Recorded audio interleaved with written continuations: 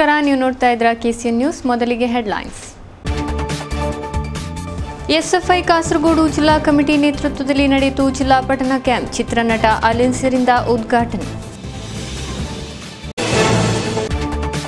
ಚೆಮ್ನಾಡ್ Jamaat higher secondary ಶಾಲೆಯಲ್ಲಿ ನಡೆಯಿತು ದ್ವಿದಿನ ನೇತೃತ್ವ ಪರಿಶೀಲನಾ camp. Junior red cross Kasaragod ನೇತೃತ್ವದಲ್ಲಿ ಜರುಗಿತು ಕಾರ್ಯಕ್ರಮ.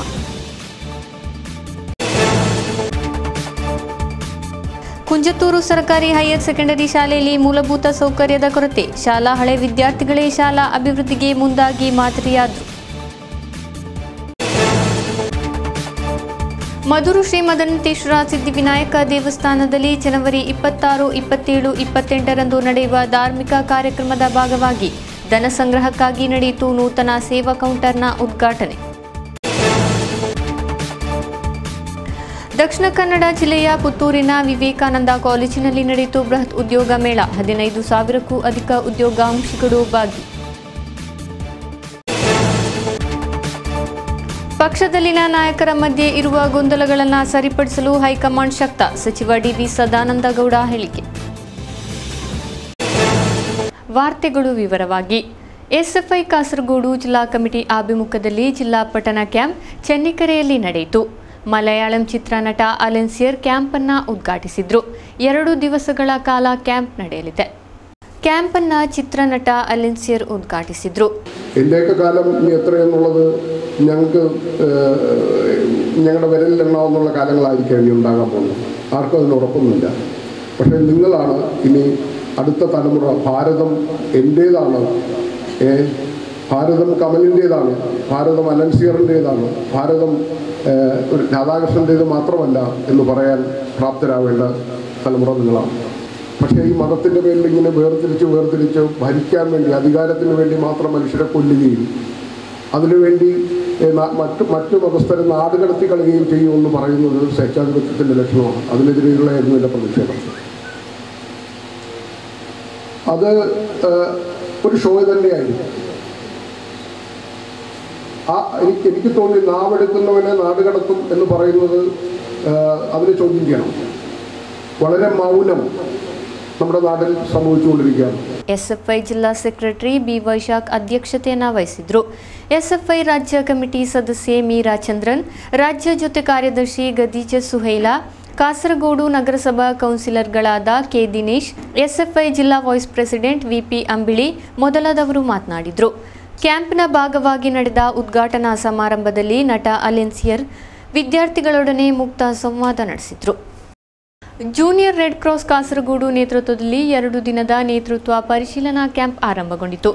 ಚೆಮ್ನಾಡ್ ಜಮಾತ್ ಹೈಯರ್ ಸೆಕೆಂಡರಿ ಶಾಲೆಯಲ್ಲಿ ಕ್ಯಾಂಪ್ ಅನ್ನು ಆಯೋಜಿಸಲಾಯಿತು. ದ್ವಿದಿನ ನೇತೃತ್ವ ಪರಿಶೀಲನಾ ಕ್ಯಾಂಪ್ ಅನ್ನು ಶಾಸಕ ಎನ್.ಎ. ನೆಲ್ಲಿಕುನ್ನು ಉದ್ಘಾಟಿಸಿದರು. സന്തോഷം ആഹ്ലാദമൊക്കെ മാറ്റിവെച്ച് 2 ദിവസം നിങ്ങൾ ഈ ക്യാമ്പിൽ പങ്കെടുക്കുക എന്ന് വെച്ചാൽ നിങ്ങളൊരു ത്യാഗത്തിനാണ് ഒരുങ്ങിയിട്ടുള്ളത്. ആ ത്യാഗത്തിന് ഒരുങ്ങിയ എൻ്റെ പ്രിയപ്പെട്ട വിദ്യാർത്ഥികളെ ഞാൻ ആത്മാർത്ഥമായി ഒരിക്കൽ കൂടി അഭിനന്ദിക്കുന്നു. ജീൻ ഹെൻറി എന്ന ഒരു സ്വിസ് ബിസിനസ്സുകാരൻ്റെ തലച്ചോറിൽ നിന്നാണ് ആ ആശയം ഉദിച്ചത്. അദ്ദേഹം ഇങ്ങനെ ഫ്രാൻസും അതുപോലെ തന്നെ ആസ്ട്രിയയും തമ്മിലുള്ള യുദ്ധത്തിൽ പരിക്കേറ്റ ജവാന്മാരെ കണ്ടപ്പോൾ അദ്ദേഹത്തിൻ്റെ മനസ്സിലുണ്ടായ ആ ചലനമാണ് ഇപ്പോൾ റെഡ് ക്രോസ് സൊസൈറ്റിയായി വളർന്നു വന്നത്. അപ്പോൾ റെഡ് ക്രോസ് സൊസൈറ്റിയുടെ ഉദ്ദേശം തന്നെ സഹജീവികളോട് സ്നേഹമുണ്ടാക്കുക, ഏത് ദുരന്തം വന്നാലും അതിനെ നേരിടാനുള്ള ഒരു കരുത്ത്, ആർജവം നമ്മുടെ ജനങ്ങളിൽ ഉണ്ടാക്കുക എന്നതാണ്. Kasaragod PTA president A B Muneer ಅಧ್ಯಕ್ಷತೆಯನ್ನು ವಹಿಸಿದ್ರು. School manager C T Ahmed Ali ಮುಖ್ಯ ಅತಿಥಿಯಾಗಿದ್ದರು. ಕಾರ್ಯಕ್ರಮದ ಭಾಗವಾಗಿ ಬೆಳಿಗ್ಗೆ ರೆಡ್ ಕ್ರಾಸ್ ಚರಿತ್ರೆ ಎನ್ನುವ ವಿಷಯದಲ್ಲಿ ತರಗತಿ ನಡೆಯಿತು. ಮಧ್ಯಾಹ್ನ ರಸ್ತೆ ಸುರಕ್ಷತೆ ಹಾಗೂ ಟ್ರಾಫಿಕ್ ನಿಯಮಗಳ ಕುರಿತು ತರಗತಿಯನ್ನು ಸಂಘಟಿಸಿದ್ರು. ಜನವರಿ 15ರಂದು ಕ್ಯಾಂಪ್ ಸಮಾರೋಪಗೊಳ್ಳಲಿದೆ.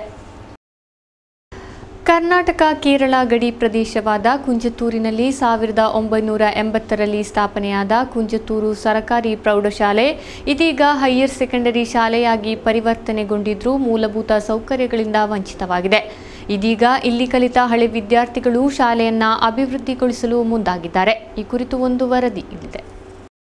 ಕುಂಜತ್ತೂರು ಸರಕಾರಿ ಪ್ರೌಢಶಾಲೆ ಇದೀಗ ಹೈಯರ್ ಸೆಕೆಂಡರಿ ಶಾಲೆಯಾಗಿ ಪರಿವರ್ತನೆಗೊಂಡಿದ್ದರೂ ಮೂಲಭೂತ ಸೌಕರ್ಯಗಳಿಂದ ವಂಚಿತವಾಗಿದೆ.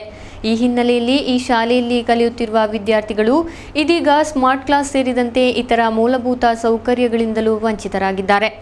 ಈ ನಿಟ್ಟಿನಲ್ಲಿ ಶಾಲೆಯ ಅಭಿವೃದ್ಧಿಯನ್ನ ಮುಂದಿಟ್ಟು ಈ ಶಾಲೆಯಲ್ಲಿ ಕಲಿತ ಹಳೆ ವಿದ್ಯಾರ್ಥಿಗಳು ಹಳೆ ವಿದ್ಯಾರ್ಥಿ ಸಂಘಟನೆಗೆ ರೂಪು ನೀಡಿ ಶಾಲೆಯನ್ನ ಅಭಿವೃದ್ಧಿಗೊಳಿಸಲು ಮುಂದಾಗಿದ್ದಾರೆ. ಮೊದಲಾಗಿ ಸದ್ರಿ ಶಾಲೆಯ ಸ್ಮಾರ್ಟ್ ತರಗತಿಗಳಿಗಾಗಿ 11 ಕೊಠಡಿಗಳಿಗೆ ಬೇಕಾಗಿರುವ ವಿದ್ಯುತ್ ಸಂಪರ್ಕ, ಫ್ಯಾನ್, ಅದೇ ರೀತಿ ಬೆಳಕನ್ನು ನೀಡಲು ತೀರ್ಮಾನಿಸಿದ ಹಳೆ ವಿದ್ಯಾರ್ಥಿಗಳು ಶನಿವಾರದಂದು ಈ ಕೆಲಸಕ್ಕೆ ಚಾಲನೆಯನ್ನ ನೀಡಿದ್ದಾರೆ. ಈ ತಿಂಗಳಿನ ಕೊನೆಯಲ್ಲಿ ಈ ಕೆಲಸವನ್ನು ಪೂರ್ತೀಕರಿಸಲು ತೀರ್ಮಾನಿಸಿದ್ದು, ಮುಂದಿನ ದಿನಗಳಲ್ಲಿ ಈ ಶಾಲೆಯಲ್ಲಿ ಕಲಿತ ಎಲ್ಲ ಹಳೆ ವಿದ್ಯಾರ್ಥಿಗಳನ್ನು ಒಟ್ಟುಗೂಡಿಸಿ ಒಂದು ದಿನದ ಕುಟುಂಬ ಸಂಗಮವನ್ನು ಮಾಡುವಂತೆ ಪ್ರಯತ್ನ ನಡೆಸಲು ಸಂಘಟನೆ ಪದಾಧಿಕಾರಿಗಳು ತೀರ್ಮಾನಿಸಿದ್ದಾರೆ. ಬಳಿಕ ಹಂತವಾಗಿ ಶಾಲೆಯ ಅಭಿವೃದ್ಧಿಗಾಗಿ ಹಳೆಯ ವಿದ್ಯಾರ್ಥಿಗಳ ಜೊತೆಯಾಗಿ ಊರವರನ್ನು ಹಾಗೂ ಸರ್ಕಾರದಿಂದ ಸಿಗುವ ಸವಲತ್ತನ್ನು ಪಡೆದುಕೊಂಡು ಕುಂಜತೂರು ಹೈಯರ್ ಸೆಕೆಂಡರಿ ಶಾಲೆಯನ್ನು ಒಂದು ಹೈಟೆಕ್ ಶಾಲೆಯಾಗಿ ಪರಿವರ್ತನೆಗೊಳಿಸುವಂತೆ ಶ್ರಮ ನಡೆಸುವುದಾಗಿ ಪದಾಧಿಕಾರಿಗಳು KCN ನ್ಯೂಸ್ಗೆ ತಿಳಿಸಿದ್ದಾರೆ. ಮದೂರು ಶ್ರೀ ಮದನಂತೇಶ್ವರ ಸಿದ್ಧಿವಿನಾಯಕ ದೇವಸ್ಥಾನದಲ್ಲಿ ಭಕ್ತಜನ ಸಮಿತಿಯ ಆಶ್ರಯದಲ್ಲಿ ಫೆಬ್ರವರಿ 26, 27, 28ರಂದು ನಡೆಯಲಿರುವ ಮಹಾರುದ್ರಯಾಗ, ಲಕ್ಷಾರ್ಚನೆ, ಸಹಸ್ರ ನಾರಿಕೇಲ ಮಹಾಗಣಯಾಗ, ಸಾರ್ವಜನಿಕ ಸತ್ಯವಿನಾಯಕ ಪೂಜೆಯ ಧನ ಸಂಗ್ರಹಾರ್ಥವಾಗಿ ದೇವಸ್ಥಾನದಲ್ಲಿ ನೂತನ ಸೇವಾ ಕೌಂಟರ್ನ ಉದ್ಘಾಟನಾ ಕಾರ್ಯಕ್ರಮ ಜರುಗಿತು. ಫೆಬ್ರವರಿ 26, 27, 28ರಂದು ಮದೂರು ಶ್ರೀ ಮದನಂತೇಶ್ವರ ದೇವಸ್ಥಾನದಲ್ಲಿ ನಡೆಯುವ ಧಾರ್ಮಿಕ ಕಾರ್ಯಕ್ರಮದ ಧನ ಸಂಗ್ರಹಾರ್ಥವಾಗಿ ದೇವಸ್ಥಾನದಲ್ಲಿ ನೂತನ ಸೇವಾ ಕೌಂಟರ್ ಅನ್ನು ಬ್ರಹ್ಮಶ್ರೀ ರವೀಶ ತಂತ್ರಿ ಕುಂಟಾರು ಉದ್ಘಾಟಿಸಿದರು.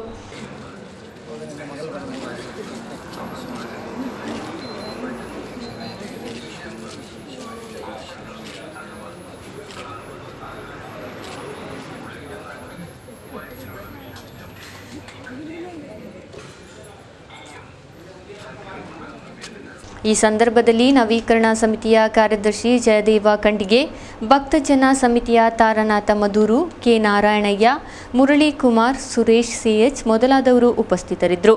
ಪ್ರಭಾಶಂಕರ್ ತರಿಕೆಳ ಸ್ವಾಗತಿಸಿ ಕಾರ್ತಿಕ್ ರಾಜ್ ವಂದಿಸಿದರು. ವಿವೇಕಾನಂದ ವಿದ್ಯಾವರ್ಧಕ ಸಂಘದ ವತಿಯಿಂದ ಪುತ್ತೂರಿನ ವಿವೇಕಾನಂದ ಕಾಲೇಜಿನಲ್ಲಿ ಬೃಹತ್ ಉದ್ಯೋಗ ಮೇಳ ಆಯೋಜಿಸಲಾಗಿದೆ. ಸುಮಾರು 15,000ಕ್ಕೂ ಮಿಕ್ಕಿದ ಉದ್ಯೋಗ ಆಕಾಂಕ್ಷಿಗಳು ಈ ಉದ್ಯೋಗ ಮೇಳದಲ್ಲಿ ತನ್ನ ಹೆಸರು ನೋಂದಾಯಿಸುವ ಮೂಲಕ ಪಾಲ್ಗೊಂಡಿದ್ದು 140 ಕಂಪನಿಗಳು ಉದ್ಯೋಗ ಮೇಳದಲ್ಲಿ ಭಾಗವಹಿಸಿದೆ. ವಿದ್ಯಾವಂತ ಯುವಕರಿಗೆ ಸ್ವ-ಉದ್ಯೋಗ ಹಾಗೂ ಅರ್ಹತೆಗೆ ತಕ್ಕಂಥ ಉದ್ಯೋಗ ನೀಡುವ ನಿಟ್ಟಿನಲ್ಲಿ ಗ್ರಾಮೀಣ ಪ್ರದೇಶವಾದ ಪುತ್ತೂರಿನಲ್ಲಿ ಉದ್ಯೋಗ ಮೇಳವನ್ನು ಆಯೋಜಿಸಲಾಗಿದೆ. ಪುತ್ತೂರು ವಿವೇಕಾನಂದ ವಿದ್ಯಾವರ್ಧಕ ಸಂಘದ ವತಿಯಿಂದ ವಿವೇಕಾನಂದ ಕಾಲೇಜು ಆವರಣದಲ್ಲಿ ನಡೆದಂತಹ ಈ ಉದ್ಯೋಗ ಮೇಳದಲ್ಲಿ 15,000ಕ್ಕೂ ಮಿಕ್ಕಿದ ಉದ್ಯೋಗಾಕಾಂಕ್ಷಿಗಳು ಪಾಲ್ಗೊಂಡಿದ್ದರು. ಸುಮಾರು 140 ಕಂಪನಿಗಳು ಈ ಉದ್ಯೋಗ ಮೇಳದಲ್ಲಿ ಭಾಗವಹಿಸುವ ಮೂಲಕ ಉದ್ಯೋಗಾಕಾಂಕ್ಷಿಗಳನ್ನು ತಮ್ಮ ಕಂಪನಿಗಳಿಗೆ ಆಯ್ಕೆ ಮಾಡುವ ಪ್ರಕ್ರಿಯೆಯಲ್ಲಿ ಪಾಲ್ಗೊಂಡಿದ್ದವು. ಉದ್ಯೋಗ ಮೇಳದಲ್ಲಿ ಸುಮಾರು 6,000ಕ್ಕೂ ಮಿಕ್ಕಿದ ಉದ್ಯೋಗಾವಕಾಶವನ್ನು ಇಲ್ಲಿ ನೀಡಲಾಗಿದ್ದು, ಮೊದಲ ಸುತ್ತಿನಲ್ಲಿ ಅರ್ಹತೆ ಪಡೆಯದ ಉದ್ಯೋಗಾಕಾಂಕ್ಷಿಗಳಿಗೆ ವಿವೇಕಾನಂದ ವಿದ್ಯಾವರ್ಧಕ ಸಂಘದ ವತಿಯಿಂದ 5 ತಿಂಗಳ ಕಾಲ ಉಚಿತ ತರಬೇತಿಯನ್ನು ನೀಡುವ ಕಾರ್ಯಕ್ರಮವು ನಡೆಯಲಿದೆ.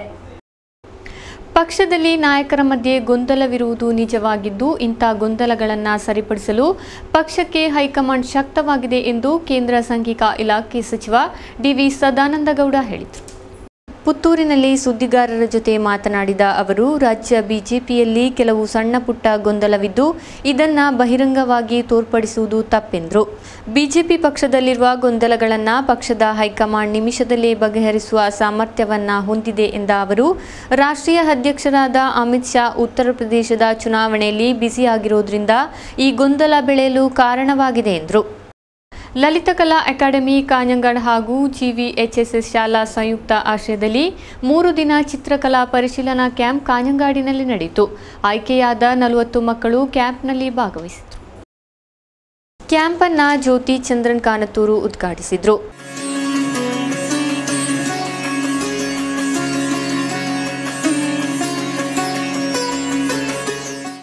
വളരെ ദ്രുതഗതിയിൽ നീങ്ങുന്ന ഒരു സമൂഹത്തിലാണ് നമ്മളെല്ലാവരും ജീവിക്കുന്നത്. നല്ല സ്പീഡാണ്. നിങ്ങളുടെ പ്രായത്തിൽ നമ്മളൊക്കെ ദൂരെ എവിടെയെങ്കിലും പോയി കഴിഞ്ഞാൽ പഠിക്കാനോ പോയി കഴിഞ്ഞാൽ നമ്മൾ കത്തയക്കണം. ആ കത്ത് തപാൽ വഴി 2-3 ദിവസം കഴിഞ്ഞ് വീട്ടിൽ കിട്ടി അത് നമ്മുടെ അച്ഛനമ്മയൊക്കെ വായിച്ച് വളരെ മനസ്സിൽ നിന്ന് ഉള്ള വാക്കുകൾ ഫോണിനെ കൂടി പറയുന്ന പോലെയുള്ള വാക്കുകളായിരിക്കില്ല. PTA ಪ್ರೆಸಿಡೆಂಟ್ CK ಬಾಬುರಾಜ್ ಅಧ್ಯಕ್ಷತೆಯನ್ನು ವಹಿಸಿದ್ರು. ಶ್ಯಾಮಶಶಿ ಮುಖ್ಯ ಅತಿಥಿಗಳಾಗಿದ್ದರು. ನಗರಸಭಾ standing committee chairman N Unnikrishnan, KT Vasanthi, KV Damodaran, KC Pavithran, MK Haridas, KV ಸುಲೈಕಾ ಮೊದಲಾದವರು ಮಾತನಾಡಿದರು. C ಜನಾರ್ದನ್ ಸ್ವಾಗತಿಸಿದರು. ಆಟೋ ರಿಕ್ಷಾ ಕಾರ್ಮಿಕ ಮಜ್ದೂರ್ ಸಂಘ BMS ನೇತೃತ್ವದಲ್ಲಿ ಪ್ರತಿಭಟನಾ ಸಭೆ ನಡೆಯಿತು. ನೀಲೇಶ್ವರದಲ್ಲಿ ಪ್ರತಿಭಟನೆಯನ್ನು ಹಮ್ಮಿಕೊಳ್ಳಲಾಯಿತು. ಫಿಟ್ನೆಸ್ ಸರ್ಟಿಫಿಕೇಟ್, ರಿಜಿಸ್ಟ್ರೇಷನ್, ಲೈಸೆನ್ಸ್ ಇವುಗಳ ಮೇಲಿನ ತೆರಿಗೆಯನ್ನು ಹೆಚ್ಚಳಗೊಳಿಸಿದ ಮೋಟಾರ್ ವೆಹಿಕಲ್ಸ್ ವಿಭಾಗದ ಕ್ರಮವನ್ನು ವಿರೋಧಿಸಿ ಪ್ರತಿಭಟನೆಯನ್ನು ಹಮ್ಮಿಕೊಳ್ಳಲಾಯಿತು. ಕಾನ್ವೆಂಟ್ ಜಂಕ್ಷನ್ನಿಂದ ಆರಂಭಗೊಂಡ ಪ್ರತಿಭಟನೆಯಲ್ಲಿ ಪ್ರದೀಪನ್, ಗಂಗನ್, ಕುഞ്ഞിക്കണ്ണನ್ ನೇತೃತ್ವ ವಹಿಸಿದ್ರು. ಬಳಿಕ ನಡೆದ ಪ್ರತಿಭಟನಾ ಸಭೆಯನ್ನು ಜಿಲ್ಲಾ ಸೆಕ್ರೆಟರಿ KV ಬಾಬು ಮಾವುಂಗಲ್ ಉದ್ಘಾಟಿಸಿದರು. രജിസ്ട്രേഷൻ ചെയ്യുന്നതിന് CF എടുക്കുന്നതിന് 250 രൂപയുണ്ടായത് ഒറ്റയടിക്ക് 650 രൂപയാക്കിയിരിക്കുകയാണ്. അതുപോലെ തന്നെ രജിസ്ട്രേഷൻ ഫീസ് 250 ഉള്ളത് 450 രൂപയാക്കി. അങ്ങനെ അതേപോലെ തന്നെ ലൈസൻസിൻ്റെ കാര്യവും A ರಾಜನ್ ಅಧ್ಯಕ್ಷತೆಯನ್ನು ವಹಿಸಿದ್ರು. KP ರಾಘವನ್, K ಪ್ರಭಾಕರನ್ ಮೊದಲಾದವರು ಮಾತನಾಡಿದರು. ಕಾಸರಗೋಡು ಜಿಲ್ಲೆಯಲ್ಲೇ ಅತಿ ಹೆಚ್ಚು ಪುಸ್ತಕ ಶೇಖರಣೆ ಮಾಡಿದ ವ್ಯಕ್ತಿ ವೆಳ್ಳಿಕೋತ್ನ ಪೆರಿಗಮನ ಈಶ್ವರ್ ಎಂಬ್ರಾಂದಿನಿ ಅವರು ತಾವು ಸಂಗ್ರಹಿಸಿದ ಪುಸ್ತಕವನ್ನು ಕಣ್ಣೂರು ಕೇಂದ್ರ ವಿಶ್ವವಿದ್ಯಾನಿಲಯದ ಮಲಯಾಳಂ ವಿಭಾಗಕ್ಕೆ ಹಸ್ತಾಂತರಿಸಿದರು. ಕಾರ್ಯಕ್ರಮವನ್ನು ಕಣ್ಣೂರು ಕೇಂದ್ರ ವಿಶ್ವವಿದ್ಯಾನಿಲಯದ ವೈಸ್ ಚಾನ್ಸಲರ್ ಡಾಕ್ಟರ್ ಗಾದಾರ್ ಮಾಂಗಾಡ್ ಉದ್ಘಾಟಿಸಿದರು.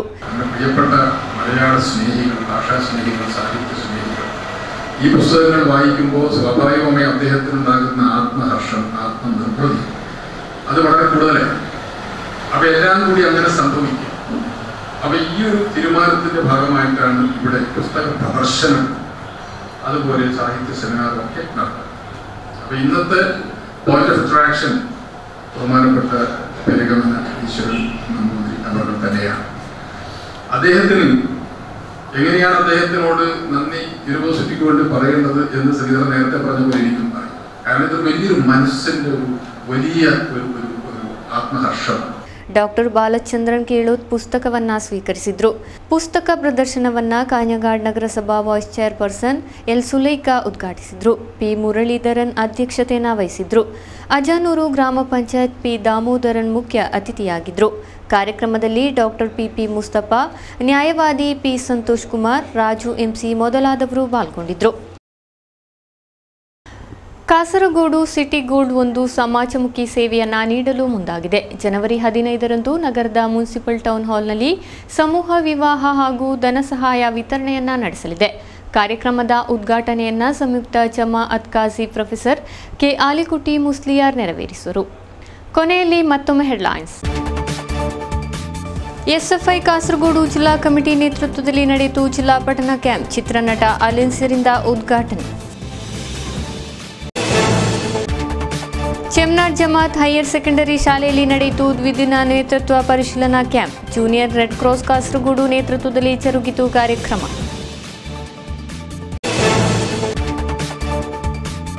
ಕುಂಜತ್ತೂರು ಸರ್ಕಾರಿ ಹೈಯರ್ ಸೆಕೆಂಡರಿ ಶಾಲೆಯಲ್ಲಿ ಮೂಲಭೂತ ಸೌಕರ್ಯದ ಕೊರತೆ. ಶಾಲಾ ಹಳೆ ವಿದ್ಯಾರ್ಥಿಗಳೇ ಶಾಲಾ ಅಭಿವೃದ್ಧಿಗೆ ಮುಂದಾಗಿ ಮಾದರಿಯಾದರು. ಮಧುರು ಶ್ರೀ ಮದನಂತೇಶ್ವರ ಸಿದ್ಧಿವಿನಾಯಕ ದೇವಸ್ಥಾನದಲ್ಲಿ ಜನವರಿ 26, 27, 28ರಂದು ನಡೆಯುವ ಧಾರ್ಮಿಕ ಕಾರ್ಯಕ್ರಮದ ಭಾಗವಾಗಿ ಧನ ಸಂಗ್ರಹಕ್ಕಾಗಿ ನಡೆಯಿತು ನೂತನ ಸೇವಾ ಕೌಂಟರ್ನ ಉದ್ಘಾಟನೆ. ದಕ್ಷಿಣ ಕನ್ನಡ ಜಿಲ್ಲೆಯ ಪುತ್ತೂರಿನ ವಿವೇಕಾನಂದ ಕಾಲೇಜಿನಲ್ಲಿ ನಡೆಯಿತು ಬೃಹತ್ ಉದ್ಯೋಗ ಮೇಳ. 15,000ಕ್ಕೂ ಅಧಿಕ ಉದ್ಯೋಗಾಕಾಂಕ್ಷಿಗಳು ಭಾಗಿ.